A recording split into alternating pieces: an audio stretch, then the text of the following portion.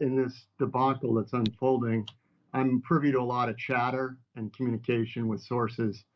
And over the weekend, one of my sources in the government told me that there's going to be a narrative change, that the White House is potentially preparing to declare an epidemic of sudden death, and that they might blame long COVID and potentially, believe it or not, climate change.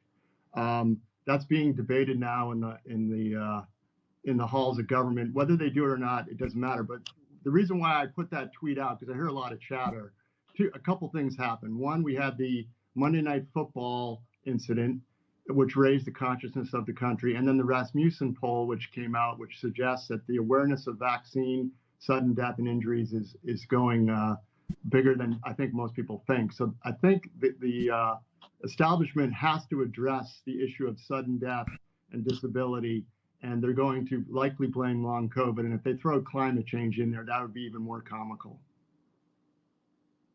I want to go, though, before I go to Dr. Malone, I want to go back to sudden death, because you have been bringing this up. Walk us through. What they're seeing something. They have to have a narrative change. So the long COVID or climate change, they'll figure out something.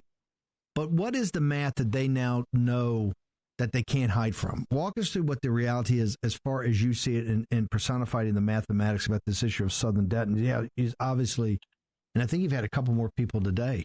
And by the way, you had the Air Force Academy. You had the 21-year-old super healthy Air Force Academy cadet who was a football player just dropped dead. I mean, it's happening. It's so bizarre. It's happening on time. But what does the math tell you that you think they're looking at and they understand they can't dance away from this anymore? Yeah, in my book, Cause Unknown, I ended the book by saying they see what we see. And at this point, it's a cover-up. But the numbers are getting so big, and the awareness of this situation is starting to spread. Dr. Malone's book, The Lies My Government Told Me, my book, other people speaking on the issue. It's becoming too big to hide. And the most recent disability data as of December, it was up 100,000 over November. The high was in September, 33.2 million disabled, up 3.2 million since 2021 began. And of that, 1.7 million are employed. So whatever's going on is disabling the employed and most able-bodied amongst us. Obviously, I blame it on two things: mass vaccination program and job mandates. So the numbers are becoming large. They're affecting the economy, and it's becoming too big to hide. Funeral home companies are having issues like getting people in the ground.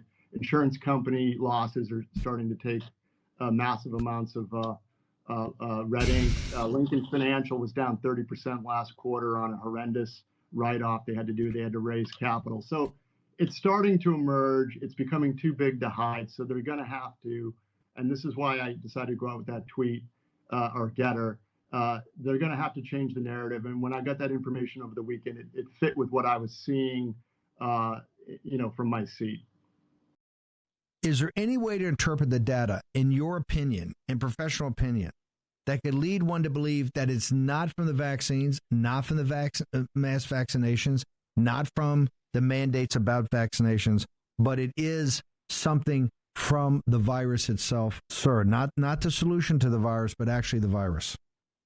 Well, that would mean that the virus is only affecting the employed more so than the general population. The math is pretty much in at this point. Something happened in 21 and 22, and it's been detrimental to your health to be employed, whatever the cause. So something is going on that's only really affecting disproportionately the employed and most able-bodied amongst us versus the general population.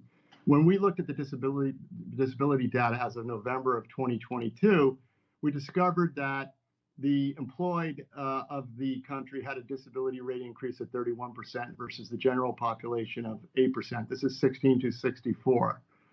Then we looked at not in labor force. Those are the people who left the labor force, most likely due to the fact they quit because they didn't want the job, or they were fired because they wouldn't take the job. Their health outcome and their disability rate of change is only 4%.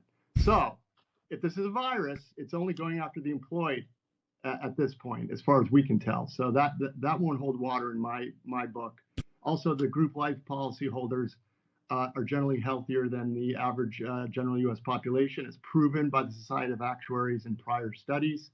That relationship flipped in 2021. 40% excess mortality for 25 through 64 versus the general US population of 32%. So as far as I'm concerned, this is a national security issue. I blame the vaccines. If it's not the vaccines, then what is it? Why aren't we talking about it?